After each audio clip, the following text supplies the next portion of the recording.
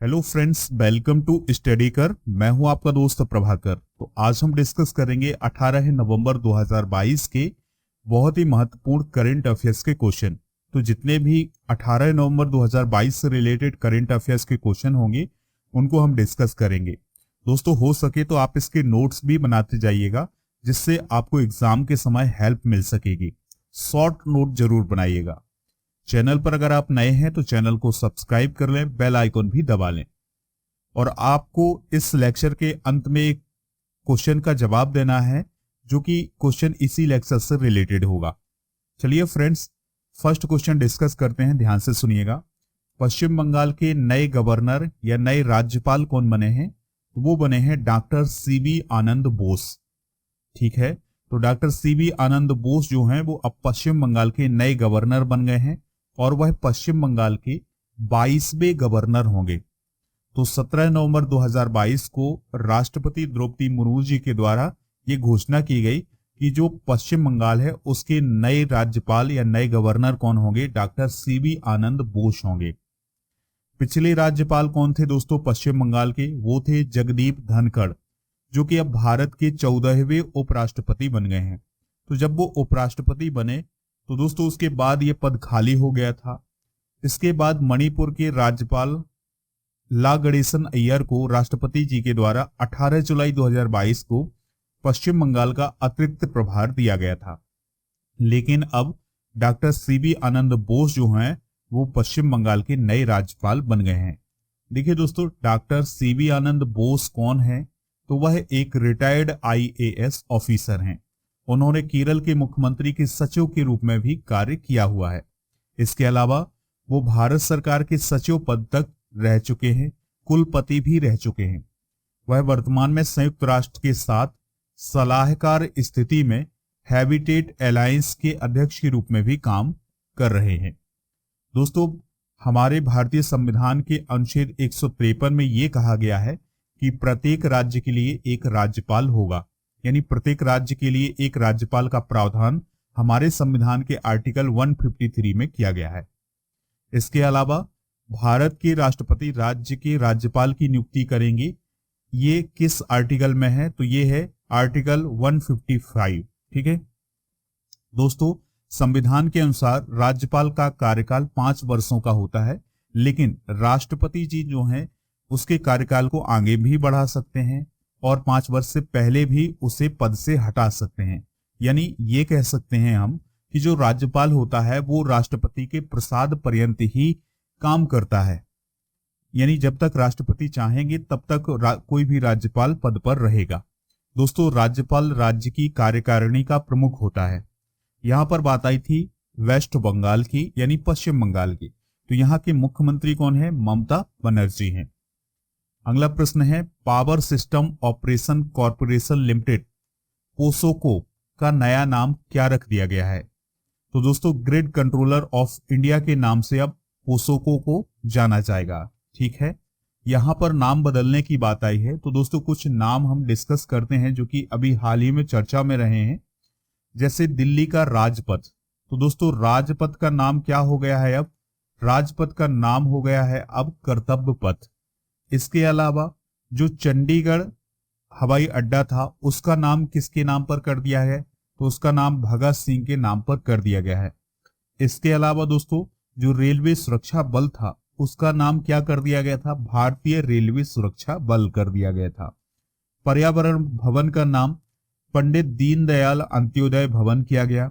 इसके अलावा सेना खेल संस्थान स्टेडियम जो कि पुणे में था उसका नाम नीरज चोपड़ा संस्थान स्टेडियम कर दिया गया था। ठीक है, तो ये कुछ हाल ही में जो नाम बदले गए हैं उनको हमने डिस्कस कर लिया है, नोट कर लीजिएगा आप इनको। अगला क्वेश्चन है, आरबीआई ने किस सहकारी बैंक पर मौद्रिक जुर्माना लगाया है? आंसर होगा इसका उपरोक्त सभी, यानी ऑप्शन नंबर डी इसका राइट आंसर होगा। तो बहरामपुर सहकारी शहरी बैंक, जिला सहकारी केंद्रीय बैंक मर्यादित और उस्मानाबाद जनता सहकारी बैंक, इन तीनों बैंकों के अलावा दोस्तों इन तीनों बैंकों के सहित कुल मिलाकर के 9 बैंकों पर आरबीआई के द्वारा जुर्माना लगाया गया है। ठीक है, तो ये 3 बैंक तो आपके सामने हैं, बाकी 6 अन्य बैंक भी हैं। तो दोस्तों ये जुर्माना क्यों लगाया गया है? क्योंकि जो आरबीआई की गाइडलाइन है उनका पालन इन बैंकों ने नहीं किया है, इसलिए आरबीआई के द्वारा इन पर जुर्माना लगाया गया है। ये जुर्माना उन पर 25,000 रुपए से लेकर के 3,10,000 रुपए तक का जुर्माना लगाया गया है। दोस्तों आरबीआई की बात आई है तो इसका फुल फॉर्म क्या होता है? Reserve bank of India. इसके वर्तमान गवर्नर कौन है? शक्तिकांत दास हैं। इसका मुख्यालय मुंबई में है, लेकिन इसकी स्थापना 1 अप्रैल 1935 को हुई थी। लेकिन कहां हुई थी? याद रखना है, कोलकाता में हुई थी। अगला प्रश्न है, अमेरिकी कांग्रेस के हाउस ऑफ रिप्रेजेंटेटिव के अगले अध्यक्ष कौन होंगे? आंसर है इसका केविन मैकार्थी। कौन होंगे दोस्तों? Kevin McCarthy. तो ये विषय जो है वो बहुत ही चर्चा में है, तो इसको आप बहुत ही ध्यान से सुनिएगा। जिस प्रकार से हमारे देश में संसद बोला जाता है पार्लियामेंट को, उसी प्रकार से अमेरिका में उसे कांग्रेस बोला जाता है। ठीक है, तो होता क्या है दोस्तों कि जब कोई भी राष्ट्रपति बनता है तो अमेरिका में, तो उसका कार्यकाल 4 वर्ष का होता है। तो उसके कार्यकाल के दौरान अमेरिका में मध्यावधि चुनाव होते हैं, यानी मिड टर्म इलेक्शन होते हैं, जो कि हाउस ऑफ रिप्रेजेंटेटिव के लिए होते हैं। तो इसमें अभी हाल ही में क्या हुआ है कि जो रिपब्लिकन पार्टी है उसको बहुमत प्राप्त हुआ है, जबकि राष्ट्रपति जो है यानी सत्ता किसकी है? डेमोक्रेटिक पार्टी की। और जो हाउस ऑफ रिप्रेजेंटेटिव है उसमें अभी बहुमत किसको मिला है? रिपब्लिकन पार्टी को। क्योंकि दोस्तों अमेरिका में 2 ही पार्टियां हैं, रिपब्लिकन पार्टी और डेमोक्रेटिक पार्टी। तो दोस्तों डेमोक्रेटिक पार्टी के जो अभी राष्ट्रपति हैं वो है जो बाइडेन, और उपराष्ट्रपति है कमला हैरिस। और जो रिपब्लिकन पार्टी है दोस्तों उसके जो नेता है वो है डोनाल्ड ट्रंप। ठीक है, तो उनकी पार्टी ने 435 सीटें हासिल की हैं, और इसके बाद अब वो हाउस ऑफ रिप्रेजेंटेटिव में अपना अध्यक्ष बनाएंगे। अध्यक्ष को आप ऐसे समझ सकते हैं जैसे अपने यहाँ लोकसभा के अध्यक्ष होते हैं, तो उसी प्रकार से हाउस ऑफ रिप्रेजेंटेटिव के अध्यक्ष होंगे कौन? Kevin McCarthy. दोस्तों केविन मैकार्थी जो है वो किसका स्थान लेंगे? नैन्सी पेलोसी का स्थान लेंगे। अगला प्रश्न है, नेस्कॉम और आर्थर डी लिटिल की एक रिपोर्ट के अनुसार 5G दूरसंचार नेटवर्क 2030 तक भारत के सकल घरेलू उत्पाद को हम जीडीपी के नाम से भी जानते हैं, को कितने प्रतिशत तक बढ़ा सकता है?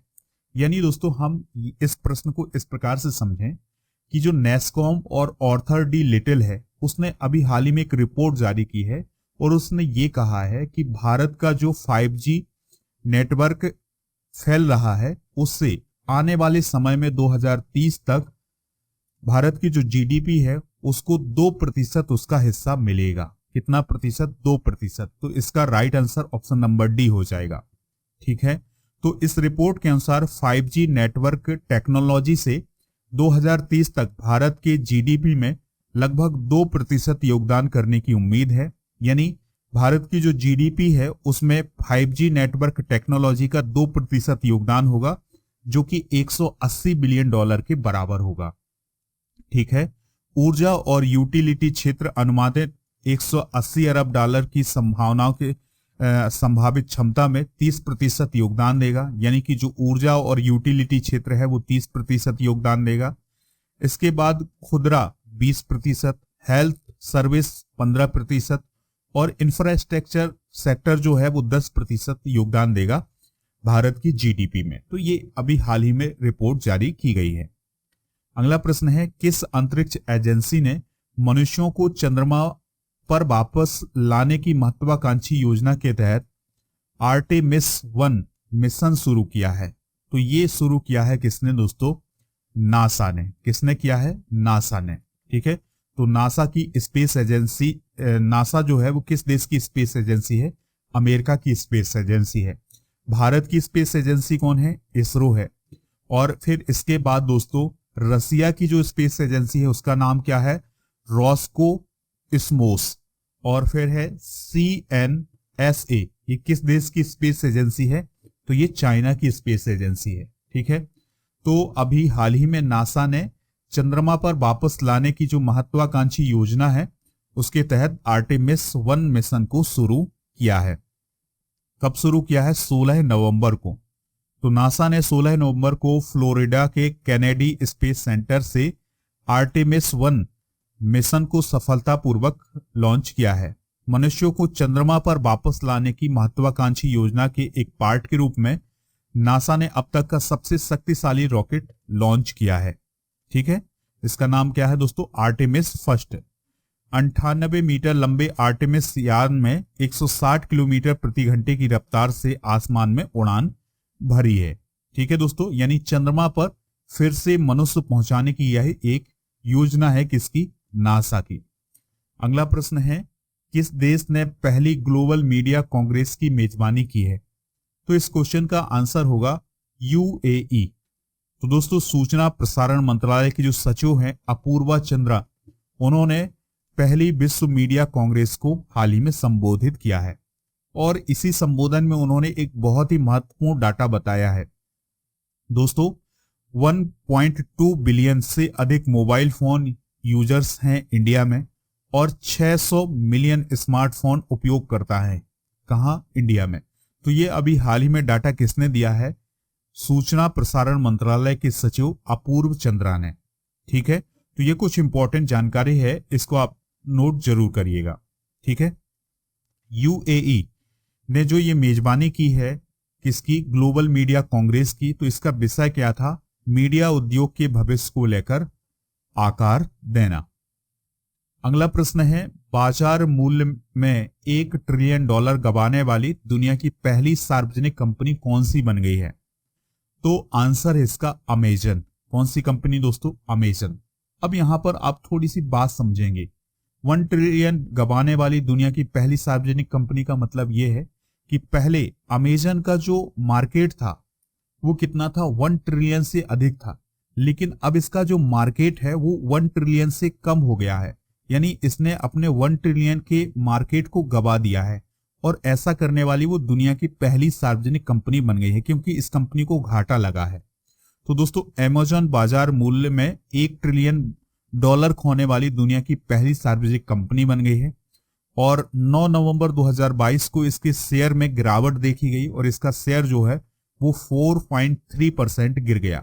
इसका बाजार मूल्य 2021 में $1.88 ट्रिलियन के रिकॉर्ड स्तर से घट करके $879 बिलियन हो गया है। यानी 1 ट्रिलियन से इसका जो मार्केट है वो अब $879 बिलियन पर आ गया है। यानी इसकी जो वैल्यू है, मार्केट वैल्यू, वो घट गई है, इसको घाटा लगा है। अगला प्रश्न है, साओ पाउलो में ब्राजीलियाई ग्रांड प्रिक्स किसने जीता है?